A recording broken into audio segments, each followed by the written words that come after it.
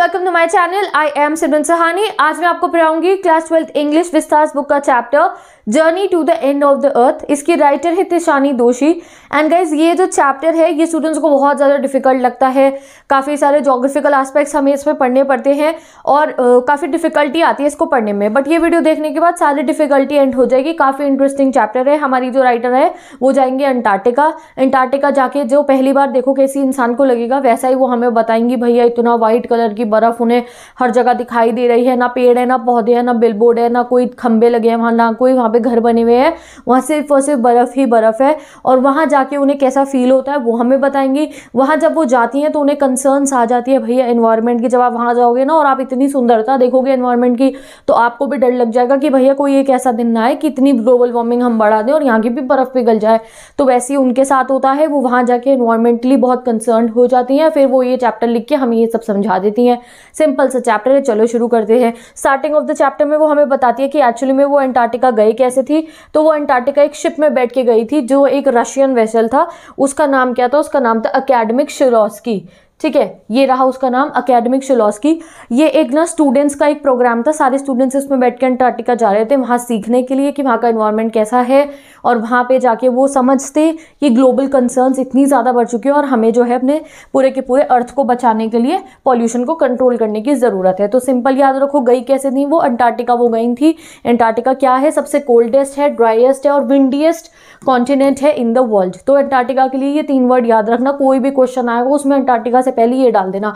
Coldest driest windiest continent of the earth पे तिशानी दोषी जी जाती हैं। किस में बैठकर जाती है? एक शिप में बैठकर जाती है जिसका नाम है अकेडमिक शिलोस्की।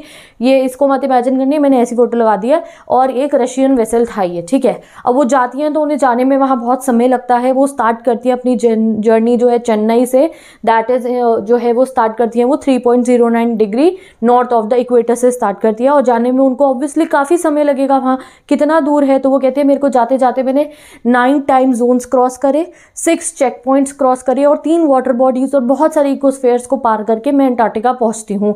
भाई जब वो टाइम जोन, जैसे आपने देखा होगा अमेरिका का टाइम अलग होता है, इंडिया का टाइम अलग है, ऑस्ट्रेलिया और इंडिया का टाइम अलग है। जैसे जैसे आप एक कंट्री से दूसरी कंट्री पहुंचते रहते हो टाइम जोन्स बदलते रहते हैं। तो अंटार्कटिका पहुंचने के लिए उन्होंने 9 टाइम जोन्स क्रॉस करे। 1 मार्कर में आ सकता है। 6 चेक पॉइंट्स पे गई वो और 3 वाटर बॉडीज को उन्होंने पार करा, तब जाके वो अंटार्कटिका पहुंचती हैं। 100 आप समझ लो कि उन्हें 100 घंटे लग जाते हैं ट्रैवल करते करते। 100 घंटे का वो ट्रैवलिंग करती है तब जाके वो अंटार्कटिका पहुंचती हैं। कभी कार से करा, कभी वो ट्रैवल शिप से था, कुछ ट्रैवल वो प्लेन से था। इस सब के ट्रैवलिंग करने के बाद जब वो अंटार्कटिका पहुंचती हूँ कहती है जैसे ही मैंने कदम रखा अंटार्कटिका की ज़मीन पर तो मुझे बहुत रिलीफ मिला, बहुत चैन की सांस उन्होंने ली।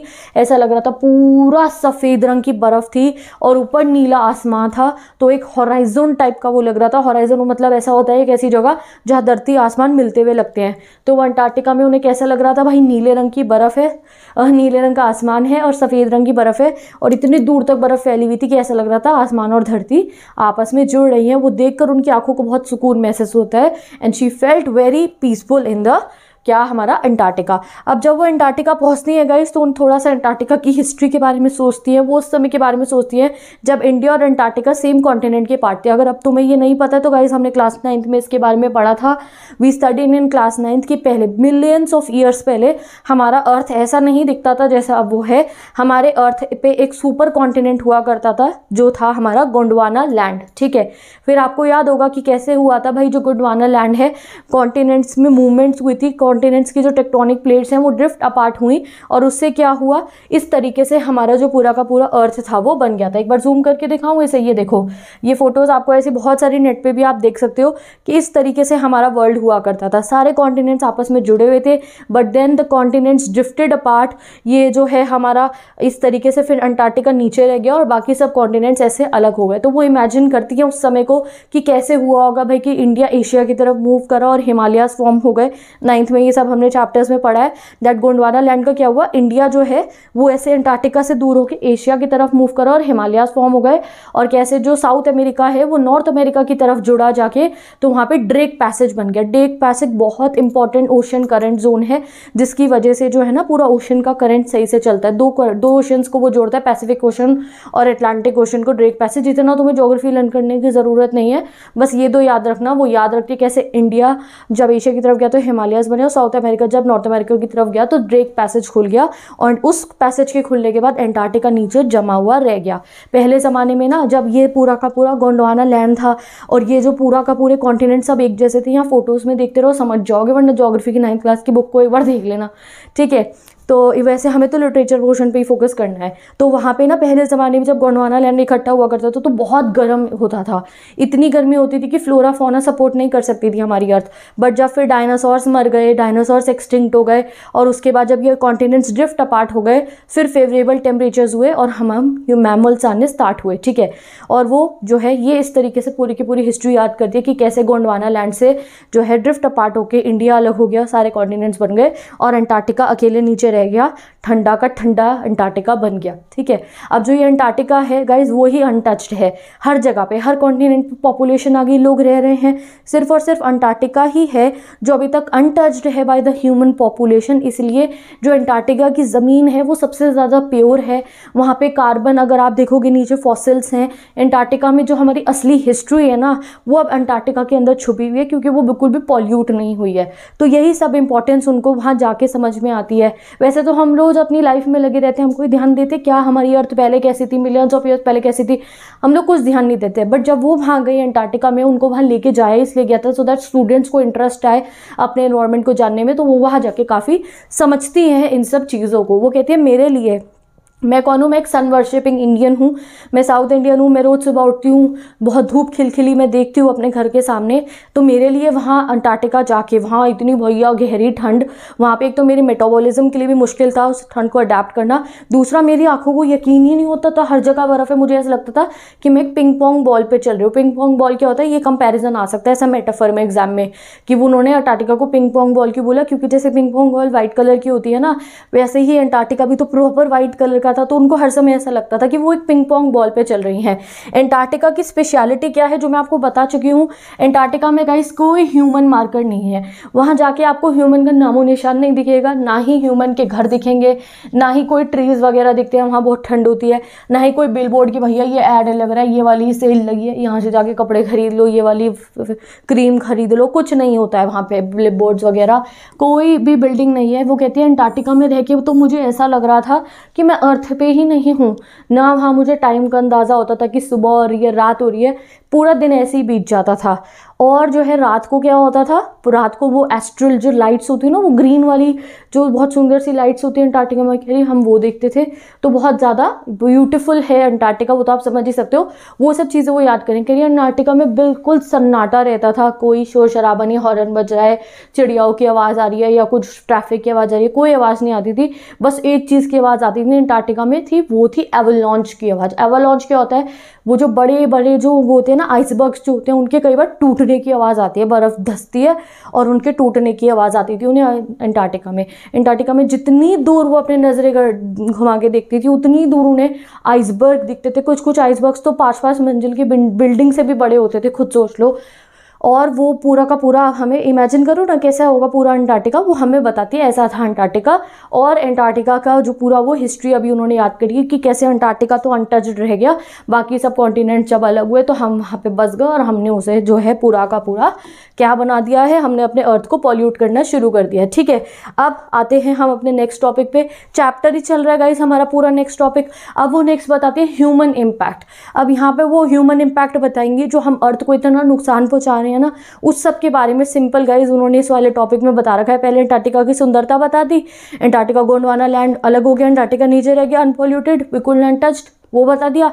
अब वो बता दिया कैसे हम ह्यूमन बींग्स ने अर्थ को बहुत ज़्यादा ख़राब कर दिया। वो कहते हैं ह्यूमंस जो है ना सिर्फ और सिर्फ 12,000 साल हुए हैं ह्यूमंस को अर्थ पे आए हुए, ठीक है। और अगर हम जियोलॉजिकल क्लॉक के हिसाब से देखें तो ये 12,000 साल कुछ नहीं होते हैं, these are equal to very seconds only. कहाँ डायनासोर ये हम ह्यूमंस को आए हुए अभी बस 12,000 साल हुए हैं अर्थ पे, और इस 12,000 साल के अंदर ही हमने अपने अर्थ को गाइस रहने लायक नहीं छोड़ा है।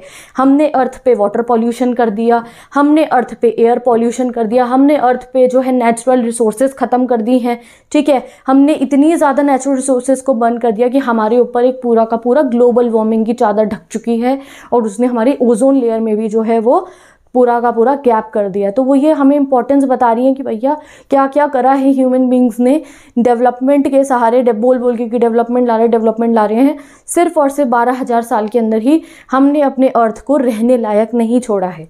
तो इसलिए अब हमारे लिए इम्पॉर्टेंट है कि हम बीइंग अ स्टूडेंट ऑल्सो हम लोग इनिशिएटिव ले अपने अर्थ को बचाने के लिए। और तभी उनका जो ये प्रोग्राम है एकेडमिक शिलॉस्की, इस प्रोग्राम को जो है चालू किसने करा था, जियोफ ग्रीन नाम के एक प्रोफेसर हैं। वो पहले सेलिब्रिटीज़ वगैरह को ना अपने शिप में बिठा के घुमाने ले जाते थे, बट फिर उन्होंने समझा कि भाई सेलिब्रिटीज़ और इन लोगों को ले जाने से कोई फ़ायदा नहीं होगा, इससे अच्छा मैं स्टूडेंट्स को लेके जाता हूँ, सो दैट जब वो अंटार्कटिका जाएंगे, जब वो ऐसी जगहों में जाएंगे तो वो समझेंगे सिचुएशन को, नीड को, कि कितना ज़रूरी हमारे लिए एटमॉस्फेयर को बचाना, एनवायरनमेंट को बचाना। और वो जब कल को किसी भी बड़ी पोस्ट पे आके सेटल होते हैं, जैसे हमारी राइटर बनी है, हमारी ऑथर, तो उन्होंने चैप्टर लिख के हमें समझाया, आपको भी 2 मिनट को लगेगा, अरे नहीं भैया लाइट वाइट बंद कर देते हैं, गलत बात है, और जो है पानी इतना वेस्ट नहीं करते हैं। मिनिमम लेवल पे हर कोई अपनी तरफ से अपील कर सकता है लोगों को। सपोज करो कोई बच्चा वहाँ गया है स्टूडेंट ऑफ आइस प्रोग्राम पे, कल को वो कोई पावर में आ जाता है तो वो अपनी तरफ से स्टेप्स ले सकते हैं एनवायरनमेंट को बचाने के लिए। इसलिए जो उनके जियोफ ग्रीन जो पूरे हेड थे इनके पूरे के पूरे प्रोग्राम के,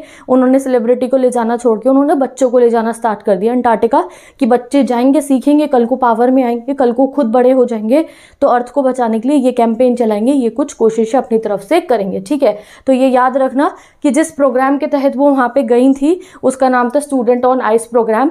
ये एक कैनेडियन एडवेंचर एजुकेटर जो थे जियोफ ग्रीन, उनका इनिशिएटिव था। पहले वो सेलिब्रिटीज़ वगैरह को ले जाते थे, बट फिर उन्होंने उनको छोड़ के जो है बच्चों को ले जाना शुरू कर दिया, सो डैट वो फ्यूचर पॉलिसी मेकर्स है और वो कुछ चेंज ला पाएंगे जब वो समझेंगे। ठीक है, तो विद दिस हम चलते हैं उनके नेक्स्ट बात पे, जो वो अब हमें समझाती हैं। वो कहती है कि अंटार्कटिका से मुझे एक चीज़ समझ में आई अंटार्कटिका जाके, कि अगर हम छोटी चीज़ों पे ध्यान देंगे और अगर हम नीचे बहुत ग्राउंड लेवल से भी अगर हम चीज़ों को ठीक करना शुरू करेंगे तो वो भी एक बहुत बड़ा डिफरेंस क्रिएट कर सकती हैं। जैसे कि वो हमें बताती है कि देखो जो अंटार्कटिका है वहाँ पर जो पूरा का पूरा पानी है, समुद्र है, उसमें फाइटोप्लैंक्टन होते हैं। ठीक है, अब क्या हो रहा है कि फाइटोप्लैंक्टन का क्या काम होता है, ये फोटोसिंथेसिस, सिंपल फोटोसिंथेसिस का प्रोसेस पता है ना आपको कि कैसे खाना बनाते हैं, फूड बनाते हैं अपने लिए प्लांट्स। तो ये फाइटोप्लैंक्टन जो है पूरे समुद्र में होते हैं, इनके ऊपर पूरी मरीन लाइफ डिपेंड करती है। मरीन लाइफ फाइटोप्लैंक्टन को खाएगी, इनके ऊपर डिपेंड करती है ये। और ये फाइटोप्लैंक्टन कैसे जीवित रहते हैं, ये फोटोसिंथेसिस करके अपना खाना बनाते हैं और ये फोटोसिंथेसिस करके जीवित रहते हैं। अब क्या हो रहा है, जैसे हमारा गाइस ओजोन लेयर में होल हो रहा है, उस वजह से ये जो फाइटोप्लैंक्टन का काम है खाना बनाने का फोटोसिंथेसिस करके, ये सही से नहीं कर पा रहे हैं। और अगर फाइटोप्लैंक्टन खत्म हो गए या अगर फाइटोप्लैंक्टन की जो है कमी हो गई समुद्र के अंदर, तो उससे तो ना पूरी की पूरी मरीन लाइफ जो है, पूरी की पूरी हमारी फूड चेन खराब हो सकती है, क्योंकि फाइटोप्लैंक्टन क्या है, फूड चेन के हमारा पहला है। अब अगर यही गड़बड़ हो जाएगा तो आगे तक जितनी हमारी फूड चेन जाएगी तो अपने आप समझ जाओ वो पूरी की पूरी खराब हो जाएगी। तो इसलिए वो कहती हैं कि अगर हम छोटी चीज़ों पे ध्यान देंगे, अगर हम फाइटोप्लैंक्टन के साइकिल को ठीक रखेंगे तो जो है बड़ी चीज़ें अपने आप ठीक हो जाएंगी। तो ये फाइटोप्लैंक्टन वाला एग्जाम्पल आप याद रखना। उन्होंने हमें समझाया कि अंटार्कटिका में पूरी मरीन लाइफ डिपेंड करती है इस फाइटोप्लैंक्टन पे, और अगर फाइटोप्लैंक्टन जो है सही से फोटोसिंथेसिस नहीं कर पाए तो सोचो क्या होगा। नेक्स्ट वो ये भी सोचती है कि जो इतनी ग्लोबल वार्मिंग हम कर रहे हैं, इतना ज़्यादा अर्थ का टेम्परेचर बढ़ रहा है, तो कल को अगर आइसबर्ग्स वगैरह जो अंटार्कटिका में हैं अगर वो पिघलने शुरू हो गए तो क्या होगा। जो हमारी हिस्ट्री है, जो कार्बन रिकॉर्ड्स हैं हमारे पास अंटार्कटिका में, वो सब हम खो देंगे एंड अर्थ विल एंड। तो ये सब बातें ना कहती हैं घर बैठ के, मुझे कभी मैंने नहीं सोचा इतना ग्लोबल वार्मिंग के बारे में। आज जब मैं यहाँ अंटार्कटिका की ज़मीन पर खड़ी हूँ तब मुझे हर चीज़ बहुत ज़्यादा सिचुएशन मुझे गहरी लग रही है। मुझे लग रहा है कि नहीं भैया हमें कुछ करने की ज़रूरत है to save our earth, to save our planet. और ये फाइटोप्लैंक्टन का एग्जांपल आई होप आप समझ गए होंगे। ठीक है, विद दिस ये चैप्टर बिल्कुल हमारे कंप्लीट होने वाला है। मैंने आपको कहा था बहुत सिंपल चैप्टर है, कुछ मुश्किल करने की इसको ज़रूरत नहीं है। लास्टली वो हमें समझाती है कि कैसे एक बार क्या हुआ, जब वो वापस आ रहे थे ना एकेडमिक शिलॉस्की से आ रहे थे, तो ओशन के 65.55 डिग्रीज पे इनका जो शिप था वो अटक जाता है, वो बीच में कहीं रुक जाता है। तो फिर इनके जो पूरे के वहाँ पूरा ग्रुप होता है 52 बच्चों का, उनको एक ऐसा लकड़ी का फट्टा रख के जो है उतरना पड़ता है उस शिप पे से, और फिर वो पूरा के पूरे ओशन पे चलते हैं।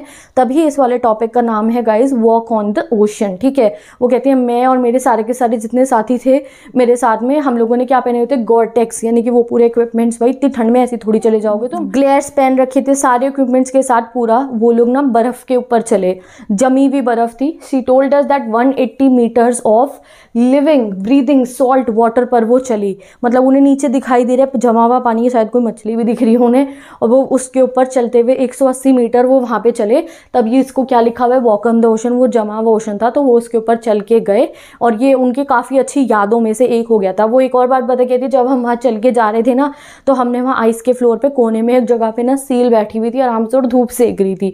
सील्स देखिए ना आपने, देख लो ये जो सील होते हैं ये कई बार शोज वोज में भी दिखाते हैं, काफ़ी इंटेलिजेंट होते हैं। तो ये सील बैठ के कोने किनारे में धूप सेक रही थी कह रही, और इन सील्स को देख के मुझे लगा कि दुनिया हमारी ना हर जगह सेम सी ही होती है, हर सबके के ना तौर तरीके एक जैसे होते हैं। जैसे अब उनकी गली में क्या होता है जहाँ पे वो रहती है, मैं वो तो साउथ इंडियन है ना, वो कहती है मेरी गली में क्या होता है, मेरे घर के आसपास में जो डॉग हैं जब बहुत गर्मी होती है तो वो गर्मी से बचने के लिए जो है पेड़ के नीचे बैठ जाते हैं, पेड़ की छांव में बैठ जाते हैं।